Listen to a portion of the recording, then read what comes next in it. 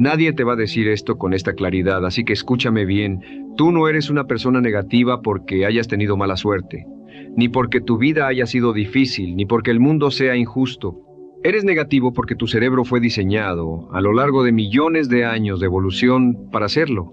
Y lo más doloroso de esta verdad es que mientras tú has estado culpando a las circunstancias, a las personas, al momento equivocado, tu propia mente ha estado trabajando en tu contra cada segundo de cada día y tú ni siquiera lo sabías. Eso es lo que necesitamos hablar hoy. Existe un principio en la psicología que los estudiosos de la conducta humana llevan décadas documentando y que sin embargo casi nadie aplica en su vida diaria. Se llama el sesgo de negatividad. Y lo que dice es simple pero devastador: el cerebro humano no procesa las experiencias de forma equilibrada. Una experiencia negativa, un fracaso, una crítica, una pérdida, tiene entre 2 y 5 veces más peso en tu mente que una experiencia positiva equivalente. Esto no es una opinión, es arquitectura neurológica. Tu cerebro fue construido para detectar amenazas, para recordar el peligro, para anticipar el peor escenario posible. Porque durante cientos de miles de años, esa fue la diferencia entre vivir y morir. El hombre que no recordaba dónde estaba el depredador moría. El que no anticipaba el invierno moría. La negatividad era supervivencia. El problema es que ya no vivimos en esas cavernas. Pero tu cerebro no recibió esa notificación. Quiero que hagas algo ahora mismo. Piensa en la última semana de tu vida. Recorre los días. ¿Qué recuerdas con más nitidez? ¿El momento en que algo salió bien o el momento en que algo salió mal? ¿El elogio que te dieron o la crítica? ¿La puerta que se abrió o la que se cerró? La respuesta casi con certeza es lo segundo. Y eso no dice nada de tu carácter. Dice todo sobre tu biología. Pero aquí es donde el argumento se complica, porque lo que comenzó como un mecanismo de supervivencia se convirtió con el tiempo en un patrón de pensamiento. Y los patrones de pensamiento, a diferencia de los instintos, sí se pueden cambiar. El problema es que la mayoría de las personas no cambian ese patrón porque nunca reconocen que existe. Van por la vida pensando que son realistas, que son pragmáticos, que ven las cosas como son, cuando en realidad lo que están haciendo es ver las cosas filtradas por un lente que fue calibrado para el miedo, no para la oportunidad. Y esto tiene consecuencias concretas, no filosóficas, no abstractas, sino concretas y dolorosas. La persona que constantemente anticipa el fracaso no intenta. La persona que recuerda cada humillación con más fuerza que cada logro no se arriesga. La persona que escucha 10 elogios y 1 crítica y solo procesa la crítica no crece. No porque sea cobarde, sino porque su sistema de procesamiento de la realidad está mal calibrado. Está interpretando un mundo del siglo XXI con el hardware del Paleolítico. Ahora bien, aquí viene lo que pocas personas están dispuestas a escuchar. Pensar positivo no es lo que te vendieron. No es sonreír cuando tienes miedo. No es repetirte frases motivadoras frente al espejo. No es fingir que todo está bien cuando claramente no lo está. Ese tipo de positividad es, en el mejor de los casos, inútil. En el peor, es peligrosa, porque te desconecta de la realidad y te impide resolver los problemas reales que tienes. El pensamiento positivo real, el que transforma vidas, es algo completamente diferente. Es una disciplina cognitiva. Es la capacidad entrenada de ver el espectro completo de la realidad, no solo la parte oscura que tu cerebro automáticamente amplifica. Es reconocer el problema y al mismo tiempo ver la posibilidad. Es sentir el miedo y al mismo tiempo elegir actuar. No es eliminar lo negativo, es aprender a no dejar que lo negativo sea lo único que define lo que ves. Los estoicos, esos filósofos de la antigua Roma y Grecia que durante siglos han guiado a pensadores, líderes y hombres en crisis, tenían un concepto central en su filosofía que resulta extraordinariamente moderno cuando lo miras de cerca. Decían que no son los eventos los que perturban al hombre, sino la interpretación que hace de esos eventos. Marco Aurelio, uno de los emperadores más poderosos de la historia, escribía en sus diarios privados sobre la importancia de vigilar los propios pensamientos, de no permitir que la mente vagara sin supervisión hacia la catástrofe. Este hombre, que gobernaba el imperio más grande del mundo conocido, que enfrentaba guerras, plagas y traiciones, entendía que su mayor batalla no era externa, era interna. Eso es lo que quiero que entiendas. El campo de batalla más importante de tu vida no está afuera, está en el espacio que existe entre lo que te ocurre y lo que decides pensar sobre lo que te ocurre. ¿Cuántas veces te has prometido a ti mismo que cambiarías, que esta vez sería diferente, que ibas a dejar de sabotearte, solo para encontrarte semanas después en el mismo lugar pensando los mismos pensamientos, repitiendo los mismos patrones? Si eso te suena familiar, quiero que sepas que no es debilidad de voluntad, es algo mucho más profundo y mucho más tratable, es el poder del hábito mental. Los neurocientíficos tienen una frase que se ha vuelto fundamental para entender el aprendizaje y el cambio. Las neuronas que se activan juntas, se conectan juntas. Lo que esto significa en términos prácticos es que cada vez que piensas un pensamiento, estás reforzando el camino neurológico por el que ese pensamiento viaja. Cuanto más piensas algo, más fácil se vuelve pensar ese mismo algo. Cuanto más catastrofizas, más natural se vuelve catastrofizar. Cuanto más te dices que no puedes, más automática se vuelve esa voz. No porque seas débil, sino porque la repetición construye arquitectura. Y tú llevas años, quizás décadas, construyendo la arquitectura del miedo, de la duda, de la anticipación del fracaso. La buena noticia, y esta es una de las más importantes que vas a escuchar en tu vida, es que el cerebro humano es plástico. Eso significa que puede cambiar. Eso significa que los caminos que se construyeron se pueden reconstruir.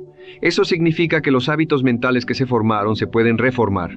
No de la noche a la mañana, no con un libro o una charla, sino con práctica deliberada y sostenida en el tiempo. Pero, antes de hablar de cómo, necesito hablar de por qué la mayoría fracasa en este intento. Porque la mayoría lo intenta. De alguna u otra forma, casi todo el mundo en algún punto de su vida decide que quiere pensar diferente, que quiere ser más optimista, que quiere dejar de vivir en el miedo. Y la mayoría fracasa. ¿Por qué? Porque atacan el síntoma sin entender la raíz. Ver el pensamiento negativo como el problema es como ver la fiebre como la enfermedad. La fiebre no es la enfermedad. La fiebre es la respuesta del cuerpo a la enfermedad. El pensamiento negativo no es el problema. Es la respuesta de una mente que aprendió a través de la experiencia que el mundo es un lugar inseguro, y esa mente aprendió eso por alguna razón. A veces fue una infancia difícil, a veces fue una serie de fracasos, a veces fue simplemente la acumulación de años de escuchar que el mundo es peligroso, que las cosas no salen bien, que mejor no arriesgarse. Sea cual sea la causa, la mente construyó una interpretación del mundo, y esa interpretación se convirtió en el lente a través del cual procesa todo lo que experimenta. Y aquí está la paradoja profunda que quiero dejarte. No puedes pensar con más claridad sobre el mundo mientras sigas usando el mismo lente que distorsiona tu visión de él. Tienes que cambiar el lente antes de poder ver diferente. ¿Y cómo se cambia el lente? Esto es lo que me importa que te lleves, porque es práctico y está fundamentado en décadas de estudio de la conducta humana. Lo primero es la conciencia. Suena simple porque es simple, pero su poder es enorme. La mayoría de los pensamientos negativos ocurren en modo automático, debajo del umbral de la conciencia plena. Simplemente suceden, como el sonido de fondo que ya no escuchas porque llevas demasiado tiempo en la misma habitación. El primer paso es comenzar a escucharlos. No para juzgarlos, no para luchar contra ellos, sino simplemente para nombrarlos. Hay algo extraordinariamente poderoso en el acto de nombrar un pensamiento. Cuando dices, esto es mi mente catastrofizando, o esto es el miedo hablando, lo que ocurre es que creas distancia entre tú y el pensamiento, y esa distancia es el comienzo de la libertad. Los psicólogos llaman a esto de fusión cognitiva. No eres tus pensamientos, eres el que los observa, y el observador puede elegir. Lo segundo es la redirección activa. Una vez que nombras el pensamiento, tienes la posibilidad de hacer una pregunta específica. ¿Es esto verdad o es esto lo que mi cerebro asume que es verdad? Porque hay una diferencia monumental entre la realidad y la interpretación de la realidad. Y tu cerebro, con su sesgo de negatividad bien entrenado, con frecuencia te presenta la interpretación más oscura como si fuera un hecho objetivo. Cuando alguien no responde como esperabas, tu cerebro dice, no le importas. Cuando un proyecto fracasa, tu cerebro dice, nunca lo lograrás. Cuando sientes miedo antes de algo importante, tu cerebro dice, eso significa que no deberías hacerlo. Todas esas son interpretaciones. Y la mayoría de las veces, son interpretaciones incorrectas que tu mente ofrece con la convicción de hechos comprobados. La redirección activa consiste en interrumpir ese proceso automático y preguntar, ¿qué más podría ser verdad aquí? No para negar lo negativo, sino para ampliar el campo de visión. Porque si hay algo que el sesgo de negatividad hace con maestría, es estrechar la perspectiva. Te hace ver el árbol y olvidar el bosque. Te hace ver el obstáculo y olvidar el camino. Lo tercero, y esto es quizás lo más contraintuitivo de todo, es la gratitud práctica. Y cuando digo gratitud no me refiero al ejercicio superficial de escribir 3 cosas por las que estás agradecido en una libreta sin pensar realmente en ellas. Me refiero a algo mucho más profundo, la práctica deliberada de dirigir la atención todos los días hacia lo que funciona, lo que existe, lo que es posible. Porque tu cerebro, por diseño, va a ignorar eso. Va a pasar por alto la salud que tienes, el techo sobre tu cabeza, la capacidad de pensar y elegir y actuar. Lo va a ignorar porque ya está ahí, porque no representa amenaza, porque la mente entrenada para la supervivencia no dedica energía a lo que ya es seguro. Pero cuando deliberadamente desvías la atención hacia eso que el cerebro ignora, estás haciendo algo poderoso, estás recalibrando el sistema. Estás construyendo lentamente pero con certeza la capacidad de ver el mundo de manera más completa. Y un hombre o una mujer que ve el mundo de manera más completa, toma mejores decisiones, enfrenta mejor los obstáculos y tiene una tolerancia mucho mayor a la incertidumbre que inevitablemente acompaña a cualquier empresa que valga la pena. Hay algo más que quiero decirte porque siento que es necesario. El entorno en el que vives no es neutral. Las personas con las que pasas tiempo, las conversaciones que escuchas, los relatos que consumes, todo eso alimenta o hambrea tu capacidad de pensar con claridad y esperanza. Los seres humanos somos profundamente sociales, y esa socialidad significa que absorbemos los estados mentales de quienes nos rodean con una facilidad que muchos subestiman.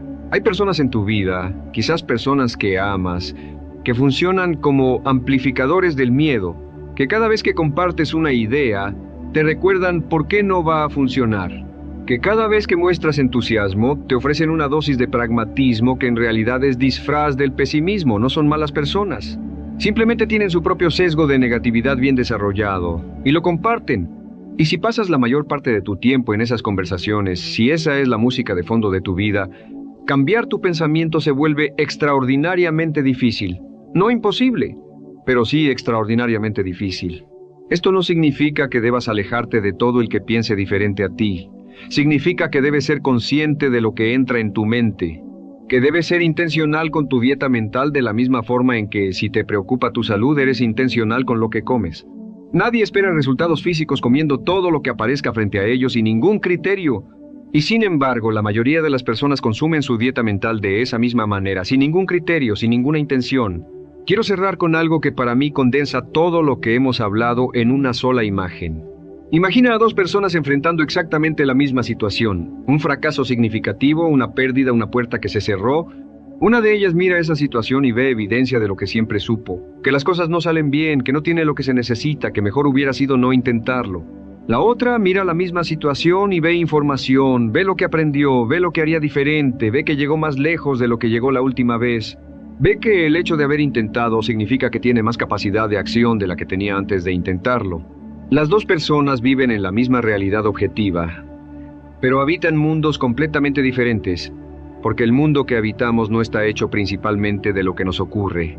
Está hecho de lo que pensamos sobre lo que nos ocurre.